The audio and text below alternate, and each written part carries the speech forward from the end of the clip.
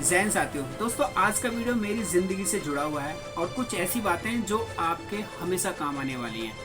तो वीडियो शुरू से लास्ट तक जरूर देखना, बहुत छोटा सा रखेंगे। तो उम्मीद करता हूँ आप सब बहुत अच्छे होंगे। मैं अजय गौतम, मैं एक राइटिंग भी करता हूँ और दिल्ली से बिलोंग करता हूँ।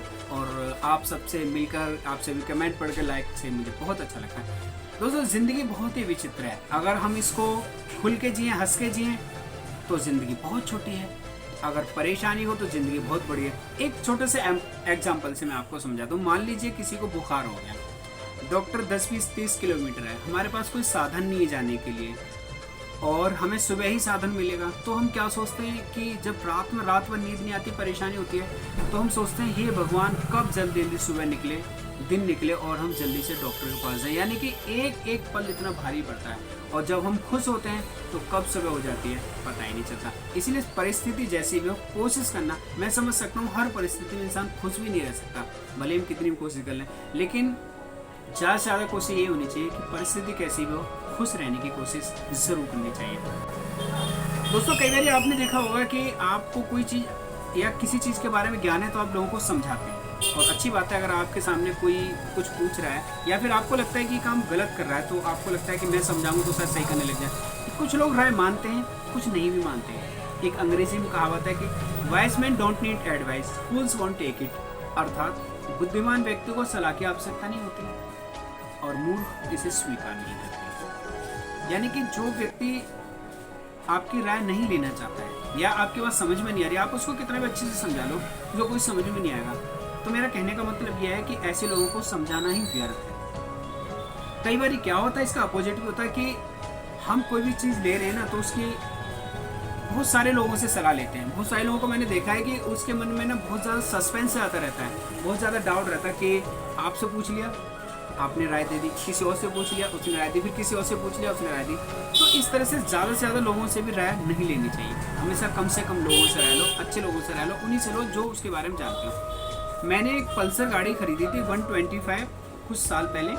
तो देखिए मुझे उसके बारे में नॉलेज नहीं थी, तो मैंने सोचा कि चलो मैं राय ले लेता हूँ। तो मैंने, आप यकीन नहीं करोगे, मैंने 10 लोगों से राय ली और 10 लोगों ने मुझे अलग अलग जानकारी दी। यानी 10 कंपनियों के नाम गिना दिए, आप ये ले लो, बाइक वो ले लो।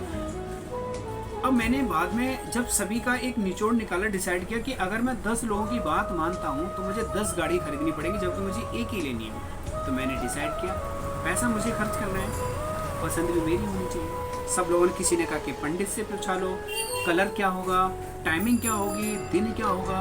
किसी ने कहा कि भाई एक इस दिन लेनी चाहिए, किसी ने कहा कि ये कंपनी की लेनी चाहिए, किसी ने कहा उस कंपनी की वो वाली बाइक। यानी कि अलग अलग राय थी।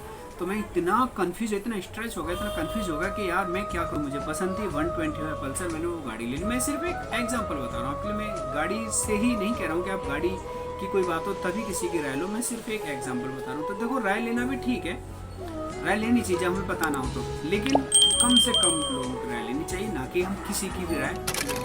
आपको एक छोटी सी बात बता रहा हूँ अपने जीवन की जुड़ी, जैसे मैंने शुरू में कहा मेरी लाइफ से जुड़ा हुआ वीडियो। मैं अक्सर काम पर जाता हूँ, मैं इलेक्ट्रॉनिक इंजीनियर भी हूँ। तो मैं एक अपनी शॉप भी दिल्ली के अंदर, तो मैं जिसमें अभी मैं वीडियो शूट कर रहा हूँ, तो मैं अक्सर काम पे जाता हूँ। तो कई बार क्या होता है कि हमारा काम बहुत अच्छा हो जाता है, कई बार बहुत कम होता है। तो जिस दिन अच्छा होता है तो हम बहुत खुश रहते हैं, जिस दिन कम होता है उस दिन नर्वस हो जाते हैं, यार आज तो काम नहीं निकला, आज पैसे कल की अपेक्षा नहीं आए, या फिर आज बहुत कम आए, या फिर आज बिल्कुल नहीं आए।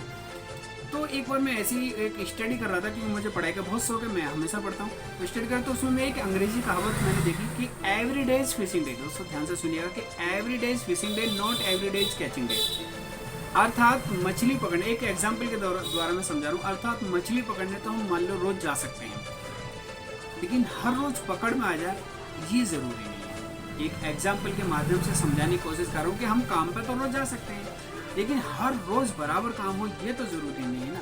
तो इसलिए कई बार हम बहुत ज़्यादा नर्वस हो जाते हैं और स्ट्रेच हो जाता है कि यार मेरा काम नहीं चल रहा, 4 दिन पहले काम अच्छा था, हफ्ते पहले काम अच्छा था, अब काम बहुत डाउन हो गया। तो ये स्ट्रेच आया था। तो बीता हुआ कल के बारे में सोच के हम अपना आज और आने वाला कल दोनों खराब कर लेते हैं। इसलिए ज़्यादा स्ट्रेस नहीं लेना चाहिए।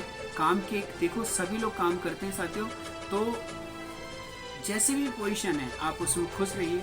आज कम है, कल ज़्यादा होगा, कल अगर जितना भी होगा आने वाले टाइम हो सकता है उससे भी ज़्यादा हो। तो ये तो बिल्कुल भी स्ट्रेस मत लेना कि यार मेरा काम बहुत सारे लोग स्ट्रेच ले लेते हैं, टेंशन ले लेते हैं कि यार काम नहीं चल रहा, उसके वजह से देखो हम अपने आप को तकलीफ देते हैं, अपनी फैमिली को, क्योंकि फैमिली में की भी बातें हमें फिर अच्छी नहीं लगती हैं, उसमें बहुत स्ट्रेस रहता है, यार दोस्तों में, रिलेशन में, हर जगह हम एक डिप्रेशन में रहते हैं।